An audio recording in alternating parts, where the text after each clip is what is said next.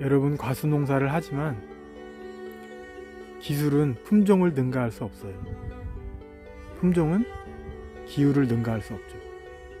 그래서 여러분들이 한참 접수를 채취해 가지고 접을 붙일 준비를 하시는데 본인의 지역에 맞는 접수를 채취하시고 그리고 접수를 어떤 식으로 해서 채취를 해서 접을 붙이는가에 대해서 한강이가 여러분들에게 이야기하려고 해요.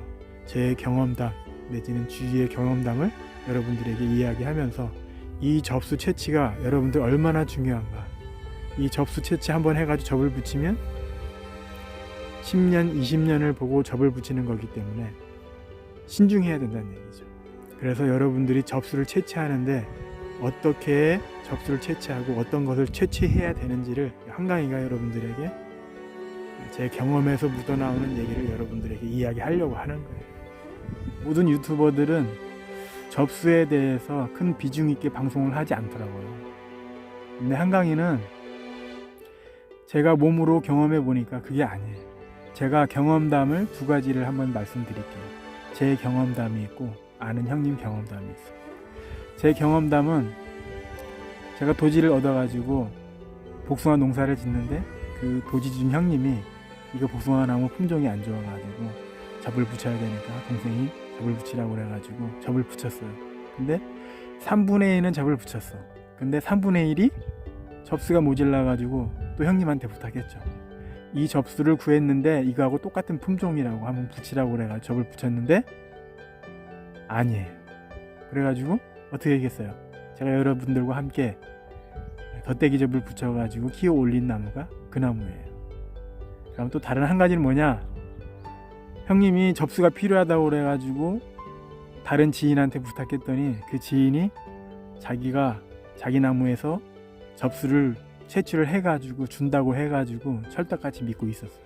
접수를 채취했다고 해서 접수를 받아가지고 와서 본인 나무에다가 접을 붙였죠. 어떻게 됐을까요? 예? 여러분, 접수를 본인이 채취해서 준다고 해서 고맙게 받아가지고 접을 붙였는데 나무가 새 품종이 섞였더래요. 이게 말이 된다고 생각하세요? 제가 봤을 때는 그 사람이 완전 인간 쓰레기예요. 예? 본인이 본인 밭에서 접수를 채취해가지고 줬는데 본인 밭에 있는 나무도 몰라가지고 한 품종, 두 품종은 이해가 가는데 새 품종이 섞었다 하는 거는 그 사람 엿먹으라는 얘기죠. 그런 사람이 있다니까요.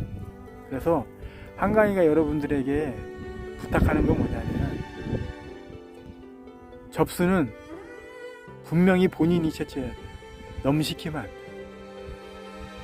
한강이 같은 사람은 돼요.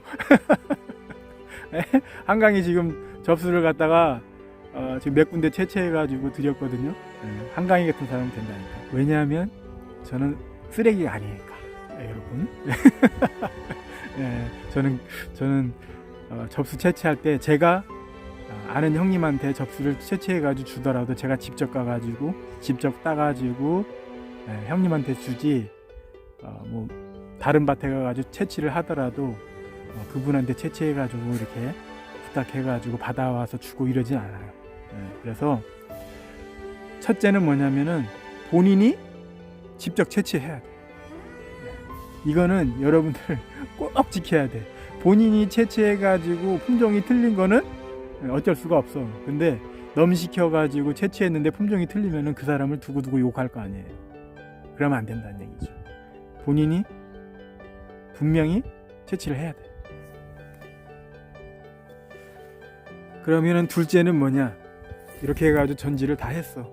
그래가지고 바닥에 전지목이 이렇게 다 떨어져 있네. 이렇게 전지를 해가지고 전지목이 바닥에 떨어져 있어. 바닥에 있는 전지목 절대 주스면 안 돼요, 여러분. 보통 보면은 접수를 못 구해가지고 본인이 가서 채취하더라도 바닥에 떨어져 있는 전지목을 채취해가지고 접수를 하면 안 된다는 얘기예요. 이게 이제 두 번째예요. 저희 지역에는 고소작업차를 많이 활용하거든요. 그러면은 이 밭에서 전지하고 또 저 밭으로 건너가서 전지하고 그러면은 고소작업차 위에 전지목에 잔재가 남아있어요. 하다 보면은 그 전지목을 바닥으로 떨어뜨리면서 다른 밭에서 전지한 전지목이 같이 떨어진단 말이에요. 그러면은 재수 없으면은 그런 전지목 주워다가 접을 붙이면은 안 된다는 얘기죠, 여러분. 전지목 잘못 주워서 접 한번 잘못 붙이면은 4, 5년 후딱 가는 거예요. 그래서 한강이는 이 접수에 대해서 여러분들에게 신중하게 생각해가지고 신중하게 채취하기를 바라는 거지. 세 번째는 이 넓은 밭에 복숭아가 이렇게 많이 있어요. 예를 들어서 이 나무가 다 같은 한 품종이야. 그러면은 이 많은 나무 중에 유독 복숭아가 많이 달아도 큰 품종이 있어요. 분명히 있어요. 그러면은 접수를 채취할 때는 이 모든 나무가 한 품종이라 할지라도 이 많은 나무 중에 우량나무가 한두 나무는 꼭 있단 말이에요. 그건 누가 알까요? 밭주인이 알겠죠.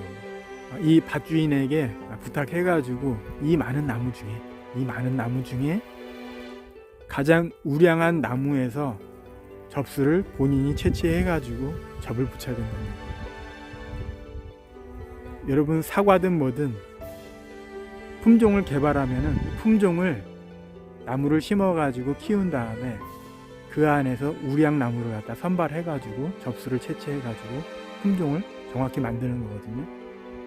복숭아도 여러분들 접수 우습게 생각하시고 바닥에서 줍고 넘시켜가지고 접수 채취하고 그러시면 안 된다는 얘기죠. 이 많은 나무 중에 우량나무를 선택해가지고 그 나무에서 채취한 접을 붙여야 된다는 얘기예요. 네 번째는 과수 농사를 하다 보면은 복숭아든 사과든 한강이는 지금 1번, 2번, 3번, 4번 지금 이제 5번 주지인데 이 5번 주지 중에 농사를 하다 보면은 유독 한쪽에 나와 있는 주지 하나가 과일이 굵을 경우가 있어요. 올해도 그렇고 작년에도 그렇고 재작년에도 그렇고 계속 그 주지를 살펴보니까 계속 그 주지만 열매가 계속 유독 큰 거야. 그러면은 그런 우량 주지에서 발생하는 도장지나 결과지나 가지를 채취해가지고 접을 붙이시라는 얘기지. 이런 우량 주지에서 접수를 채취하면은 주지가 하나이기 때문에 가지가 많지 않잖아요. 그러니까 그때는 젓가락 굵기 이하의 결과지성 가지나 중가지나 장과지나 도장지 상관없어요. 모조리 끌고다가 접을 붙여야 돼. 어떻게 접을 붙일까요? 여러분들에게 한강이가 Z접을 가르쳐 드렸고 또 덧대기 접을 가르쳐 드렸을 거예요. 그러면은 젓가락 굵기 이하의 가늘은 접수도 접을 붙여 가지고 살릴 수가 있는 거예요. 그래서 접은 깎기 전만 배웠다고 접을 하시는 게 아니에요. 눈점만 했다고 해가지고 눈점만 해가지고 농사 짓는 게 아니에요. 상황에 따라서 접을 붙일 줄 알아야 돼요. 눈접도 해야 되고 깎기 접도 해야 되고 Z접도 해야 되고 덧대기 접도 해야 될 것이고 드릴 접도 해야 될 것이고 때로는 둥지 접도 해야 된다는 거예요. 그러니까 내 상황이 어떻게 변할지 모르기 때문에 여러분들이 모든 접을 섭렵해 가지고 접을 붙일지 알아야 된다는 거예요. 이 주지가 엄청난 우량 품종이야. 이거 농사 짓는데 홀딱 발라가지고 할 수 없잖아요. 내 것도 아닌데 넘 거야. 응? 또 아는 형님 추천으로 해가지고 접수를 채취하는데 그렇게 할 수는 없잖아. 그러니까 어떠한 상황에 어떠한 조건에 맞는 접을 할 줄 알아야 된다는 얘기죠. 다섯 번째는 저도 접을 붙일 거를 생각을 못하고 마독과를 일찍 전지를 했거든요. 제 접수가 없는 거야. 제 나무가 있음에도 불구하고. 그래서 또 아는 형님한테 부탁했죠. 그래서 제가 직접 가가지고 접수를 채취해가지고 왔어요. 근데 그 형님이 하는 얘기가 그 얘기예요. 앞에 한 줄, 저 안쪽에 있는 나무는 채취하지 마라. 왜요? 그러니까 가해 쪽으로는 병이 많다는 거예요. 천공이 많다는 거예요. 그래서 그 안쪽에 있는 수세가 약한 나무일지라도 그 안쪽에는 천공이 없으니까 안쪽에 있는 나무 세 번째, 네 번째 있는 나무를 가서 채취를 해가지고 접을 붙이라는 얘기예요. 그러니까 한 밭에도 천공이 많은 가지에서 접수를 채취해가지고 내 밭에 와가지고 접을 붙이면은 순이 나오면서 천공이 잎허리에 감염이 돼가지고 내 온 밭에 천공이 감염이 되는 거예요. 그래서 고맙게도 앞에 있는 나무는 채취하지 말고 안쪽에 몇 번째 있는 나무에 있는 접수를 채취해가지고 접을 붙이라는 얘기죠. 접수는 여러분 한 번 붙이면은 10년, 20년을 보고 접을 붙이는 거니까 다시 한번 여러분들에게 강조하지만 접수 구할 때는 신중하게 생각하시고 신중하게 붙이셔야 된다는 얘기지. 남한테 절대 부탁하지 말고 본인이 채취하고 바닥에 떨어져 있는 전지목에서 채취하지 말고 그 밭에 있는 우량나무에서 발생한 가지로 접을 붙여야 하고 또 한 주지에서 발생한 좋은 과일을 생산하는 그런 가지에서 접수를 채취해야 하고 병든 나무가 아닌 건강한 나무에서 접수를 채취해야 된다는 거죠. 앞에 보이는 거는 접수예요. 한강이가 와독과 접수 채취해가지고 이런 수학 컨테이너에 담을 수 있는 비닐로 예전에 제가 한번 소개시켜 드린 적이 있는데 그 비닐을 양쪽으로 집어넣어가지고 2번을 넣은 거죠.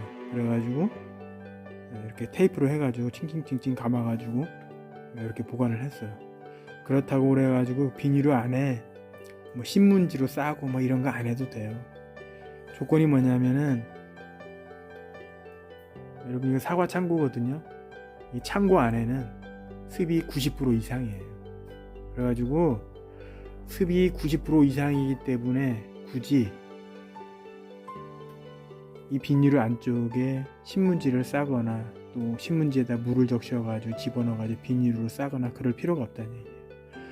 혹시 신문지에다가 물을 살짝 묻혀가지고 비닐 안에다 넣어가지고 감게 되면은 부작용이 뭐냐면 안에 과습하면은 눈이 다 썩는다는 얘기예요. 그러면은 차라리 신문지로 싸지 않고 비닐을 2번 넣어가지고 테이프로 칭칭 감아가지고 이런 식으로 보관해도 과습한 것보다는 훨씬 유리하다는 얘기예요. 주위에 저장고 안에는 습도가 90%가 넘기 때문에 굳이 크게 습에 대해서 신경 쓰지 않아도 그냥 비닐 안에다가 접수를 넣어가지고 이런 식으로 보관해도 한강이가 접을 붙여 봤는데 한 번도 실패한 적은 없거든요. 접수 자체가 눈이 썩어가지고 버린 적이 없어요. 그러다 보니까 이런 식으로 해갖고 접수를 보관하시고 접 붙이기 하루 이틀 전에 초댐 해가지고 준비해 놓으셨다면 접을 붙이면 돼요.